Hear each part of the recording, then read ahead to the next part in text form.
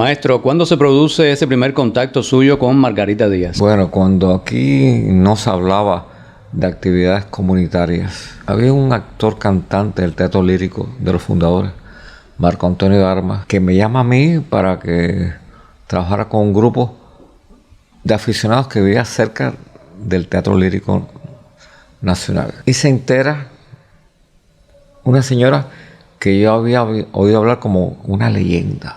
Y un día se aparece. Realmente fue una noche en el local del Lírico. Y era Margarita Díaz, que quería ver un ensayo. Algunos conocían quién era Margarita Díaz.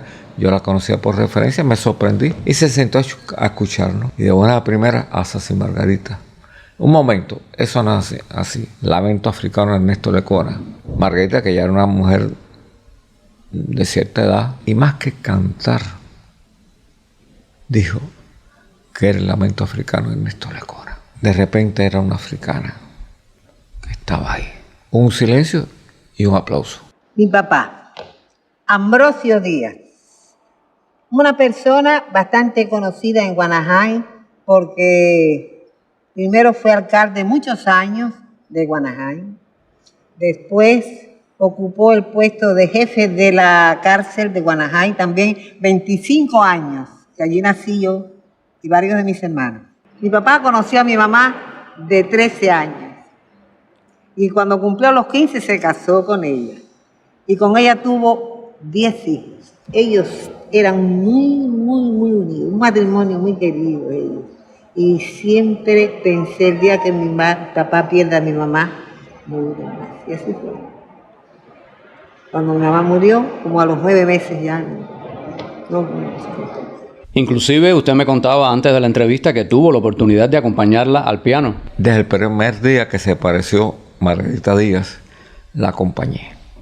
Porque ella ilustraba cómo podían hacerse las cosas. No cómo debían, cómo podían. Y para mí me enseñó a acompañar. Ella con una historia impresionante. Yo absorbiendo como una esponja todo lo que podía aprender de ella. Los gitanos sentados en torno a la hoguera, con su voz plañidera, cantan penas de amor. Pero anterior a ese encuentro, ¿qué conocía usted sobre Margarita Díaz? ¿Qué había escuchado? A mí de niño,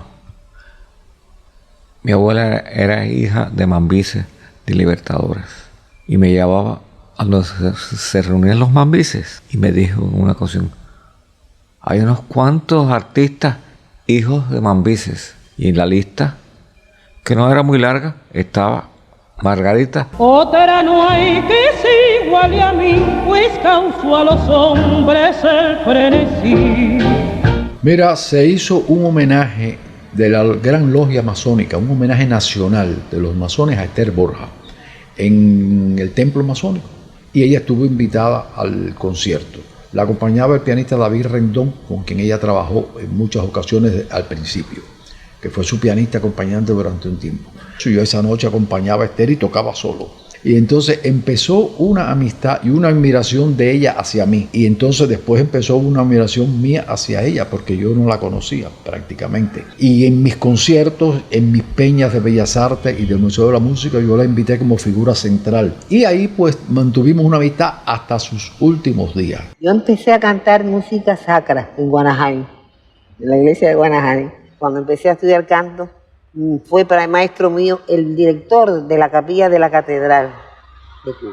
Entonces él me hizo cantar mucha música clásica de aquellos grandes compositores. La acompañé en muchas ocasiones. A ella le gustaba que cuando iba a cantar cosas de Lecuona, cantarlas conmigo. Imagínate, ella estaba acostumbrada también a cantar aquí en Cuba con Ernesto Lecuona. Ella había que saberla acompañar, porque era muy temperamental. Ella te cantaba hoy de una forma y mañana te la cantaba de otra y te adelantaba en tal paso, pero siempre en tiempo. Ella sí era músico, sabía música. Lecuona me presentó el día que yo cumplía 17 años. Lecuona para mí significa el principio de mi carrera. El autor de mi carrera, si tú quieres. Cielo tropical, es de Cuba luz, vida y calor, te invita a soñar. Y de su carrera en el extranjero hasta ese momento, sobre sus triunfos, ¿qué se hablaba? Ella triunfó en Europa, trabajó para la nobleza, creo que hasta un emperador, y disfrutó del conocimiento y reconocimiento de personas tan ilustres como Pablo Picasso y Edith Piaf. Además, cantó con Agustín Lara, que no todo el mundo canta junto a Agustín Lara. Fueron 27 años y fueron 23 países donde yo hice todo con mi música cubana, con la música de los buenos líricos cubanos, de los buenos compositores cubanos. Tuve la suerte que quisieron hacer un espectáculo cubano en España y estaban buscando la figura. Me quedé en España por ese momento como casi 6 meses. Pero cuando fui de allí me fui a Suiza, ya contratada en Suiza. Hice Alemania como casi un año. Estuve en Francia, estuve en Bélgica, Austria, Suecia, Noruega, Finlandia. Y de Suiza me fui a Grecia, fue cuando me fui a Grecia. Y en Grecia estuve por allá casi 3 años, 4, la primera vez que fui. Bueno, ya por ahí hice Libán, Siria, Turquía. Tenía dos líneas. Una, la cantante que podía cantar un área de ópera, aunque no era lo que ella se dedicaba a hacer. Cantaba las romanzas grandes de Lecuona, podía trabajar el concierto, podía trabajar el cabaret. Y en Europa tuvo mucho éxito, sobre todo en Grecia, donde le llamaron la reina de la buzukia. La buzukia era un género bailable griego y ella lo aprendió y lo bailaba y le pusieron la reina de la buzukia. Cuando yo estuve en Atenas, que estuve en 2 ocasiones, encontré personas que recordaban a Margarita Díaz todavía. Africana soy, no soy lupugui, y un yugo de esclava pesa en mí.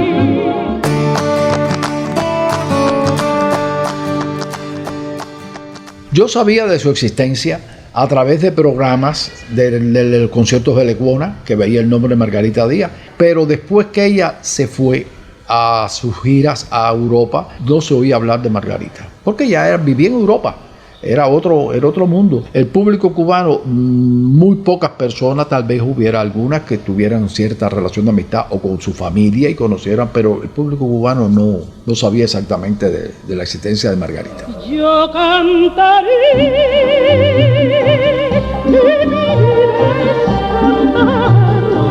y mis penas de amores llorar. Hasta que en los años 60 ella regresa a Cuba. ¿Por qué regresa a Cuba? Contado por ella. Empezó a perder la voz. Al no poder hacer, pues decidió regresar a su patria, a Cuba, pensando que aquí en Cuba iba a poder hacer algo tal vez o vivir de una manera más práctica. Hay personas que parecen muy felices y no lo son. Hay cosas que tú crees que te pueden proporcionar la felicidad y ya. Y no. Sí, tenía los aplausos, tenía los éxitos, pero no era feliz interiormente. Ella la presenta Esther Borja en su programa Álbum de Cuba. Y ella cantó cosas de Lecuona, pero me di cuenta que en tonos muy bajos. Pero increíblemente, estando en Cuba, tal vez ya libre de presiones económicas y presiones amorosas y todas esas cosas que tuvo fuera, empezó a recuperar la voz. Ya no sería la voz de 40 años atrás, pero mantenía su voz muy potente y muy firme. Por tu boquita roja que es una flor, por tu cuerpo de princesa bello y gentil, se muere mi corazón. Ella era muy especial en cuanto a su vestuario. Ella nunca perdió su glamour, ella nunca perdió su elegancia. Aquella cosa que ella trajo de Europa, muchas la consideraban de modé. El que vivía frente a mi casa, cuando yo salía me decía, alabao. Ya me hacía mucha gracia eso. Alabao. Mira esa mujer, todo el perfume de Europa lo trae para acá.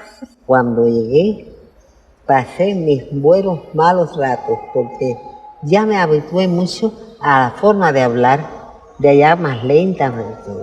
Y los cubanos hablamos muy rápido, muy desorganizados. Hasta que me fui, yo misma me fui habituando poquito a poco, pero me costó mucho volverme a habituar. Y cantaba muchos géneros. Mira, un género que ella cantó como poca gente, el pregón lírico.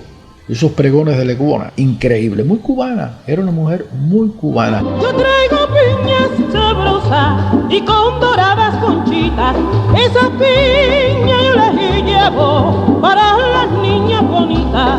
Ella cantaba Orgullo de Lecuona con una pasión y una fuerza increíble que se la acompañó en muchas ocasiones. ¡Qué orgulloso